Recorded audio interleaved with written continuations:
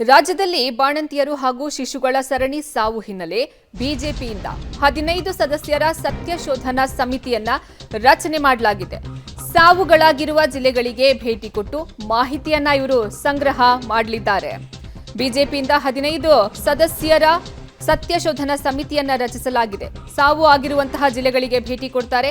ಮಾಹಿತಿ ಸಂಗ್ರಹಿಸಿದ ಬಳಿಕ ವರದಿ ಸಲ್ಲಿಸೋಕೆ ಸೂಚನೆ ಕೊಡಲಾಗಿದೆ. 3 ವೈದ್ಯ ವೃತ್ತಿ ಹಿನ್ನೆಲೆಯ ಶಾಸಕರು ಸೇರಿ 15 ಸದಸ್ಯರ ಸಮಿತಿಯನ್ನ ರಚನೆ ಮಾಡಿದೆ ಬಿಜೆಪಿ ಪಕ್ಷ. ರಾಜ್ಯದಲ್ಲಿ ಬಾಣಂತಿಯರು ಹಾಗೂ ಶಿಶುಗಳ ಸರಣಿ ಸಾವು ಹಿನ್ನೆಲೆ ಬಿಜೆಪಿಯಿಂದ 15 ಸದಸ್ಯರ ಸತ್ಯಶೋಧನಾ ಸಮಿತಿಯನ್ನ ರಚಿಸಲಾಗಿದೆ. ಬೀದರ್ನಲ್ಲಿ ಗುತ್ತಿಗೆದಾರ ಸಚಿನ್ ಆತ್ಮಹತ್ಯೆ ಕೇಸ್ಗೆ ಸಂಬಂಧಪಟ್ಟಂತೆ ಮೃತ ಸಚಿನ್ ನಿವಾಸಕ್ಕೆ ಬಿಜೆಪಿ ನಿಯೋಗ ಭೇಟಿಯನ್ನ ಕೊಟ್ಟಿದೆ. ಬಿವೈ ವಿಜಯೇಂದ್ರ ನೇತೃತ್ವದ ನಿಯೋಗದಿಂದ ಭೇಟಿಯನ್ನ ಕೊಡಲಾಗಿದೆ ಮೃತ ಸಚಿನ್ ಅವರ ನಿವಾಸಕ್ಕೆ. ಕಳೆದೊಂದು ವರ್ಷದಿಂದ ರಾಜ್ಯದಲ್ಲಿ ಸರಣಿ ಆತ್ಮಹತ್ಯೆ ಹಿನ್ನೆಲೆ ರಾಜ್ಯ ಬಿಜೆಪಿಯಿಂದ 17 ಸದಸ್ಯರ ಆಂದೋಲನ ಸಮಿತಿ ರಚನೆಯಾಗಿದೆ. ರಾಜ್ಯ ಬಿಜೆಪಿಯಿಂದ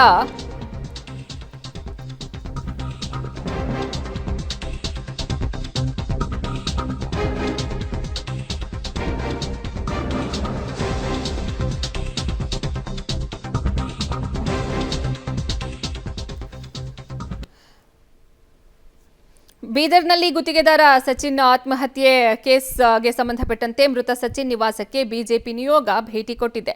ಬಿವೈ ವಿಜಯೇಂದ್ರ ನೇತೃತ್ವದ ನಿಯೋಗದಿಂದ ಭೇಟಿಯನ್ನ ನೀಡಲಾಯಿತು. ಮೃತನ ಕುಟುಂಬಸ್ಥರಿಗೆ ಬಿವೈ ವಿಜಯೇಂದ್ರ ಸಾಂತ್ವನವನ್ನ ಹೇಳಿದ್ರು. ಬಿಜೆಪಿ ನಿಯೋಗದ 5 ಲಕ್ಷ ಪರಿಹಾರವನ್ನ ತಿರಸ್ಕರಿಸಿದ್ದಾರೆ ಸಚಿನ್ ಕುಟುಂಬಸ್ಥರು. ಪರಿಹಾರದ ಬದಲು ಸಿಬಿಐ ತನಿಖೆಗೆ ಒತ್ತಾಯಿಸಿದ್ದಾರೆ. ಸರ್ ಅಲ್ಲಿರೋರು ಲೇಡೀಸ್ ಪೊಲೀಸ್ ಇರ್ತಾರಲ್ರಿ ಸರ್, ತಗೋರಿ ಇವರಿಗೆಲ್ಲ ಆ ಕಡೆ ಹಾಕ್ರಿ, ಅವ್ರು ಹಂಗೆ ಮಾಡ್ತಾರ ಸರ್. ನಮಗೂ ಟ್ರ್ಯಾಕ್ ಒಳಗೆ ರೀ ಸರ್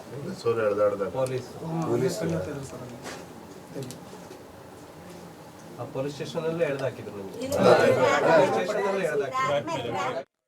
ಪ್ರಿಯಾಂಕಾ ಖರ್ಗೆ ಅವರು ಕಿಂಚಿತ್ತಾದ್ರೂ ಮನುಷ್ಯತ್ವ ಇದ್ರೆ ನಿಮ್ಮ ಮಂತ್ರಿ ಸ್ಥಾನಕ್ಕೆ ರಾಜೀನಾಮೆ ಕೊಡಿ. ತನಿಖೆ ಎದುರಿಸಕ್ಕೆ ನೀವು ಸಿದ್ಧರಾಗಿ. ಈ ರಾಜ್ಯದ ಮುಖ್ಯಮಂತ್ರಿಗಳಲ್ಲಿ ಗೃಹ ಸಚಿವರಲ್ಲಿ ತತ್ಕ್ಷಣ ಪ್ರಿಯಾಂಕಾ ಖರ್ಗೆ ಅವರು ರಾಜೀನಾಮೆ ತೆಗೆದುಕೊಳ್ಳಿ. ಇಲ್ಲಿ ಯಾವುದೇ ಪೊಲೀಸ್ ತನಿಖೆ, ಸಿಐಡಿ ಯಾವುದೇ ತನಿಖೆ ಕೂಡ ಇದರಿಂದ ನ್ಯಾಯ ಸಿಗೋದಕ್ಕೆ ಸಾಧ್ಯ ಇಲ್ಲ. ಇದಕ್ಕೆ ಸಿಬಿಐ ತನಿಖೆನೇ ಆಗ್ಬೇಕು, ಇನ್ ಯಾವುದೇ ತನಿಖೆ.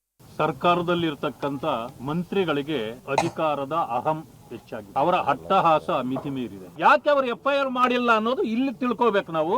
ಅದು ಓದಿದ ಮೇಲೆ ಗೊತ್ತಾಯ್ತು ಅದರ ಸಾಂದ್ರತೆ ಎಷ್ಟಿದೆ ಇದರಲ್ಲಿ ಅರ್ಥ. ಒಂದು ಸುಪಾರಿ ಕಿಲ್ಲರ್ಗಳ ಹೆಸರು ಬಂತು, ಒಬ್ಬ ಶಾಸಕರು, ಸ್ವಾಮೀಜಿ ಮತ್ತೆ ಮುಖಂಡರ ಹೆಸರು ಬಂತು.